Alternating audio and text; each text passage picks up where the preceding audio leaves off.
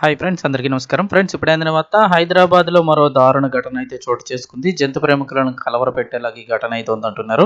So video పూర్తిగా చూడండి, అలాగే తప్పకుండా లైక్ చేయండి. మరిన్ని అప్డేట్స్ కోసం ఛానల్ని సబ్స్క్రైబ్ చేసుకోండి. వివరాల్లోకి వెళ్ళిపోదాం. నిన్నటి రోజునే జంతువులకు సంబంధించి రేణు దేశాయి గారు కూడా ఒక గొడవ అయితే కనుక జరిగింది జర్నలిస్టులతోటి. అదేవిధంగా ఆవిడ చాలా ఆగ్రహంగా అయితే మాట్లాడారు. ఒకవైపు రష్మి, జబర్దస్త్ యాంకర్ రష్మి కూడా మాట్లాడింది. సో ఇప్పుడు మొన్నడే తెలంగాణలో కుక్కలు చంపుతున్న ఘటనలు వరుసగా బయటపడుతున్నాయి. ఇప్పటికీ ఈ విషయంపై పెద్ద ఎత్తున చర్చ నడుస్తుండగా తాజాగా మరో విషయం వెలుగులోకి వచ్చింది.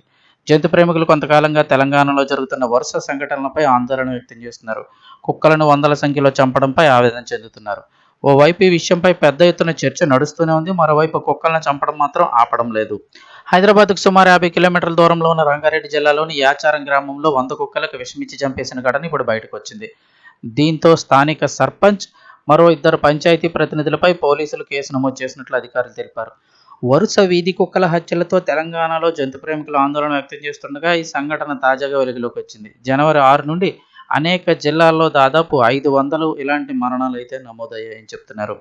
స్ట్రే యానిమల్ ఫౌండేషన్ ఆఫ్ ఇండియాకు చెందిన ఒక జంతు సంక్షేమ కార్యకర్త జనవరి 19న కుక్కలకు విషపూరిత పదార్థాన్ని ఇంజెక్ట్ చేశారని యాచారం పోలీస్ స్టేషన్లో ఫిర్యాదు చేశారు. ఈ ఫిర్యాదు మేరకు పోలీసులు యాచారం గ్రామ పంచాయతీ సర్పంచ్, కార్యదర్శి, వార్డు సభ్యుడిపై భారతీయ న్యాయ సంహిత ప్రకారం జంతువులపై క్రూరత్వ నిరోధక చట్టంలోని నిబంధనల కింద కేసు నమోదు చేశారు. దాదాపు 100 కుక్కలను చంపినట్టుగా ఫిర్యాదులో పేర్కొన్నారు.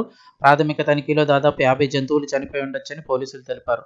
దర్యాప్తు ఇంకా ప్రారంభ దశలోనే ఉందని, తదుపరి విచారణ తర్వాత ఖచ్చితమైన మరణాల సంఖ్య చెబుతామని అధికారులు తెలిపారు. అలాగే ఇటీవలే హనుమకొండ జిల్లాలోని సాయంపేట, ఆరేపల్లి గ్రామాల్లో దాదాపు 300 వీధి కుక్కలను చంపిన ఆరోపణలపై 2 మహిళా సర్పంచ్లు, వారి భర్తలతో సహా 9 మందిపై పోలీసులు కేసు నమోదు చేశారు. ఇక కామారెడ్డి జిల్లాలో జరిగిన మరో సంఘటనలో 200 వీధి కుక్కలను చంపినట్లు సమాచారం. దీని ఫలితంగా 5 గ్రామ సర్పంచులతో సహా 6 వ్యక్తులపై కేసులు నమోదయ్యాయి. ఇటీవల జరిగిన సర్పంచ్ ఎన్నికల సందర్భంగా వీధి కుక్కల సమస్య నుంచి బయటపడేస్తామని ఎన్నికల ప్రచారంలో హామీ ఇచ్చారు. ఆ తర్వాత గెలిచిన సర్పంచ్లు ఈ మేరకు వీధి కుక్కలకు విషం ఇచ్చి చంపుతున్నట్లుగా తెలుస్తోంది. అన్ని కేసుల్లో దర్యాప్తులు కొనసాగుతున్నాయని, బాధ్యులుగా తేలిన వారిపై చట్టం ప్రకారం కఠిన చర్యలు తీసుకుంటామని అధికారులు చెబుతున్నారు.